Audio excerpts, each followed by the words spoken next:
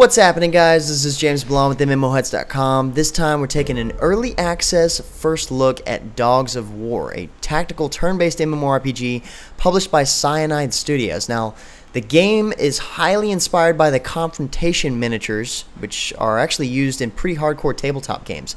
So the characters and the artwork in the game stand out above all else, and the gameplay, I'm assuming, also follows the lines of tabletop games as well. The game is in early stages of closed beta on Steam, but we've also got some closed beta keys at the giveaway section for you guys to pick up and try out the game yourself.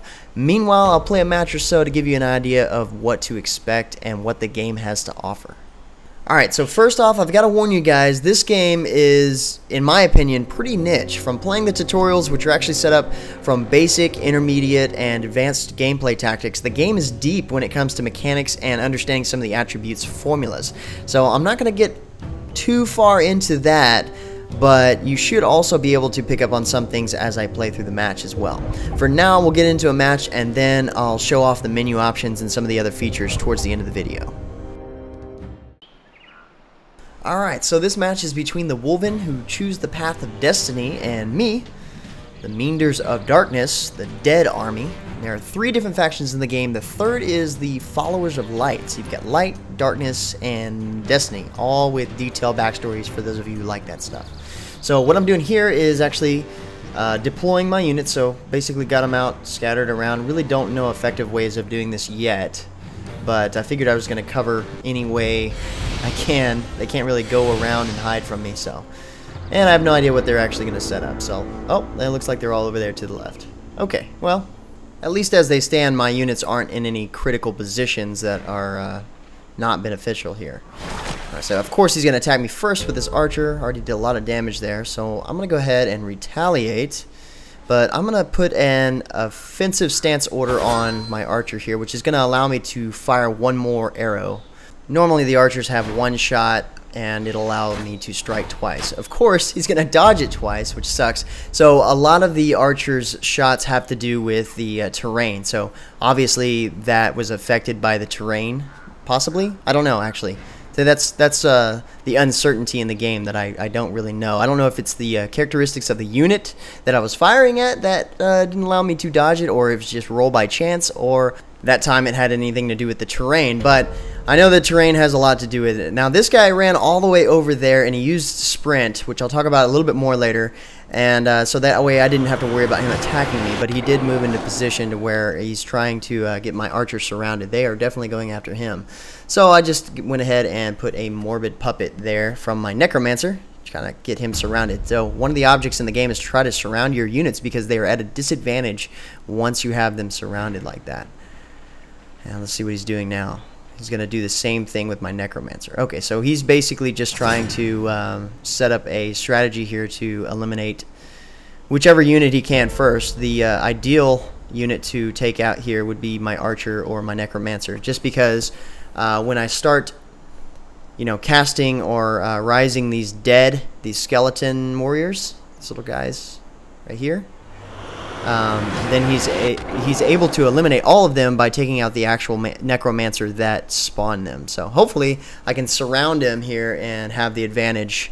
Like I said, when you're surrounded, you get a 30% increase when you surround an enemy. Otherwise, you get a 30% decrease in chance to hit and chance to actually do damage.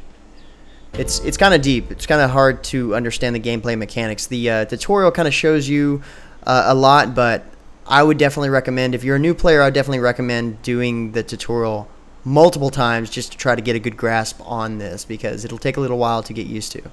But anyway, now that we have all of our units surrounded, which doesn't look too good, I'm going to go ahead and charge this guy. Now you can see here what sort of damage I'm going to deal to the enemy, and the chance of doing that damage. You can see here, ooh, I got a critical hit. So it actually took more damage than it was indicating, which is nice. So hopefully that gives me a little bit of an advantage as I go around killing these guys and surrounding them. I've got them surrounded, which is pretty good. That's my objective as a noob at this game. And so now it's his turn here, and I'm kind of fearing for my archer there. I have a feeling he's not going to live too much longer. But we'll see if I get the chance to move him. I'm going to try to figure out where I can go. Because if I move him, then running past these guys will actually hurt me. because I'm engaged. Whenever a unit is engaged, they have the chance, when they flee, the enemy unit can actually strike at them, a lot of times killing them. Oh, wow, he went for my warrior. Wow, that was odd. Huh. He did some pretty good damage there, but I'm kind of glad he didn't go for my archer. Maybe it'll give me a chance, because I can probably finish this guy off right here if I shoot him. I've got 60% chance, so it should be pretty good. Hopefully he doesn't dodge it like the last guy. Nice. Eliminated. Good. So that's definitely going to be to my advantage.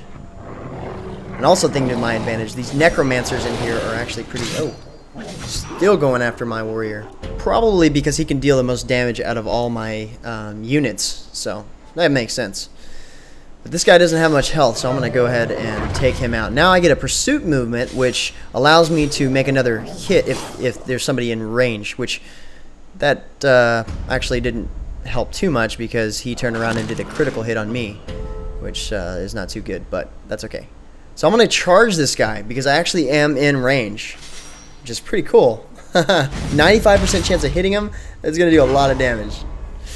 Yeah, that archer is not doing too good here. So a lot of the negative attributes that you have in the game are wounds and stuff. So if you have like a light wound, then it affects your overall character's attributes. So you can have a light wound, like a critical wound, or a severe wound, which your attributes suffer pretty bad that way. I'm gonna go ahead and summon another puppet here. And so with the necromancers, you can only summon 2 morbid puppets, and you kind of have to keep track of them because if you try to summon more than 2 per necro, then one of the puppets dies as the other one is risen. And I guess that can be used to your advantage in some cases. But if you kill the necro puppet master, then of course the puppets die too. So it may actually be easy for this to happen in this situation now that I actually didn't move my necromancer out of the way like I should have. But with this one here, I hit the defensive stance. What the heck? Okay, so I was hoping the defensive stance would actually be considered an action, but it's saying it's not, so I'll go ahead and pass, because I want to keep him out of danger, so I don't really want to move him. But for this, I'm going to use the offensive stance to try to double hit this guy here. Hopefully that brings down his health quite a bit. Yeah! -5, -6. Good stuff. Serious wound. That's not good. That's okay. I'm willing to sacrifice a puppet to kill that guy. And so now it's his turn, and I guess we'll see what he's going to do here. Probably going to move this guy first. Yep. Oh, no, he killed that guy already. So watch this. Actually, it will kill... And his pursuit movement killed the other one. So he cleared out all those guys in one motion. That's pretty good. He wasn't really worried about it. I'm sure he's dealt with this before. But I think I've got an idea here. So I'm going to use the Tide of the Dead, which will allow me to attack him and then switch to another unit. So I'll be able to use my Necromancer, and hopefully I've got enough mana. Yep, I've got 4. Which will allow me to, I can actually spawn 2 more puppets, which is going to, I'll basically create another surround right here. And that way he can't charge my Necro because I don't know exactly which one he's going to want to go for. Because my Necro is probably going to be a little bit more of a threat to him. So I'm going to get him surrounded here and he won't be able to do much. And then hopefully with my warrior there, I'll be able to take out his archer, so he can't really do much with that either. I think we might have had it won, even though he just did like a power play just a second ago. Alright, so he's doing the defensive stance here, which means he will not attack me, so I guess what I'll do is, I guess I'll do the defensive stance as well. Sometimes if you have a unit that does actually attack twice, you can do the defensive stance, and then you'll only be able to attack once.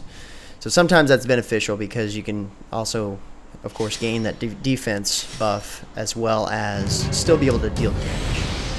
But that's not the case for either one of us, so I'm just going to kind of postpone that little battle that's going on right there. I'm going to shoot this guy once more with my archer because he's well in range and not much health. Oh, didn't even need to.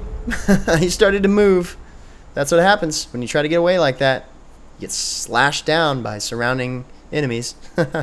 So when you're engaged like that, like I said, if you try to move, you can really get messed up and it's hard to block. So I'm going to finalize this guy here. 100% hit.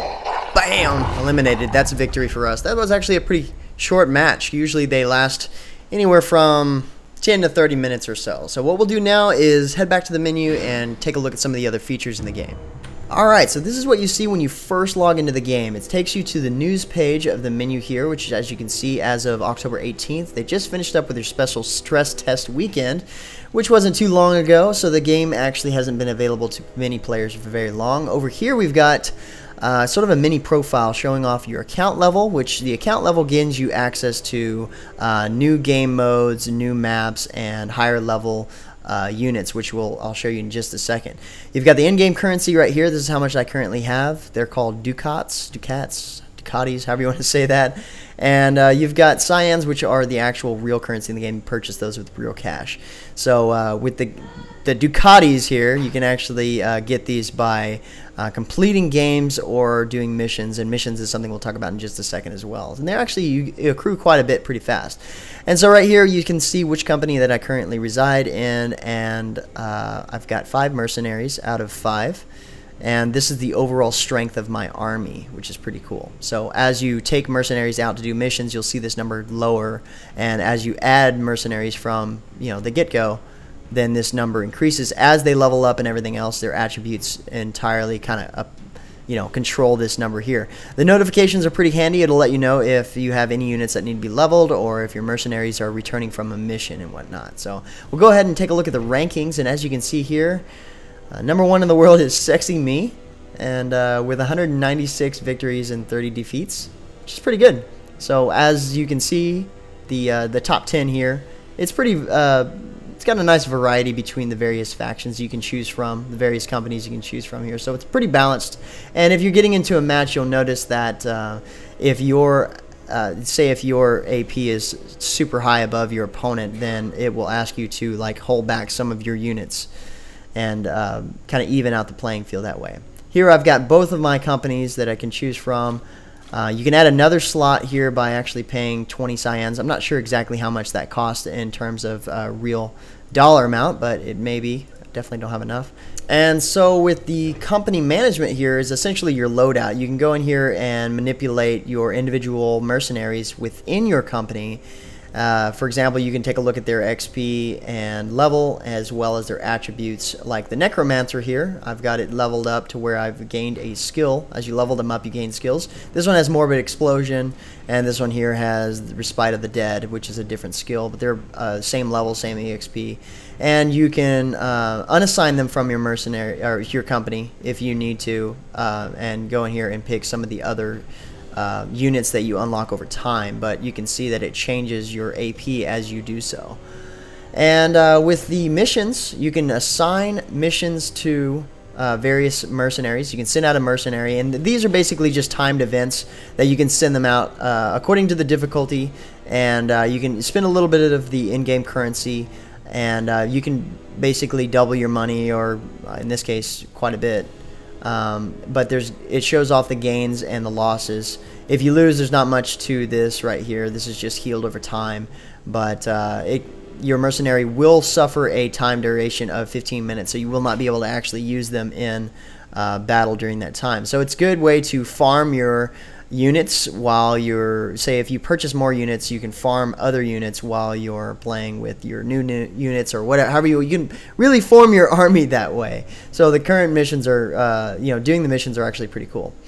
The armory doesn't really have a whole lot going on with it right now. There isn't really much, but it looks like they do have cosmetic options, so later on that might be something they add into the game, which is pretty cool. You might be able to cosmetically change the look of your units or your entire company. That'd be pretty neat. As far as the store goes, you've got your various units you can purchase. As you level up, you can gain access to higher level units, of course, and you can purchase them with in-game currency, which doesn't cost too much to do so, or you can purchase them with real cash. And obviously it shows their stats and their overall army points here. So yeah, I mean, it does, you can only use a certain amount of mercenaries within the company at one time. So you can go in here and purchase as many of these units you want, but obviously you're only going to be able to select a certain amount of mercenaries for that company at any given time. Now, as far as the game modes go, you can go in here, and as you level up, you gain access to different modes. So you've got 3 different game modes. Currently, we have Deathmatch mode, which is what we just played. Elimination mode, Elimination VIP mode here, which is each company gets is entrusted with a noble who must be protected at all times. First company to assassinate the opposing noble before the time runs out wins the game. And so pretty straightforward. King of the Hill is more of like a capture point, territory control game mode. And each of the game modes has their own maps, which also get unlocked as you level up. And the nice thing is the game does have the tutorials and the training. You can kind of go in there and practice. But the training is pretty difficult, so I definitely suggest going through it a couple times before you actually play a real online match. But anyway, guys, that's pretty much the game. Sorry I didn't get too much into the gameplay mechanics. There's plenty more to know about the game, but that's probably best learned by actually playing the game. Like I said in the beginning, this game is probably going to appeal more to the hardcore turn-based strategy gamers, as well as a lot of the tabletop gamers. It's definitely not my game of choice, but hopefully you can gather some insight from the video here. Plus, you can pick up a key at the giveaway section at MMOHuts.com to try the game out yourself. Other than that, if you're looking for a bit more information about the game, check out the game profile from the link in the description below. But until next time, guys, that's going to be it for me. I'm James Blonde. See you out there, gamers.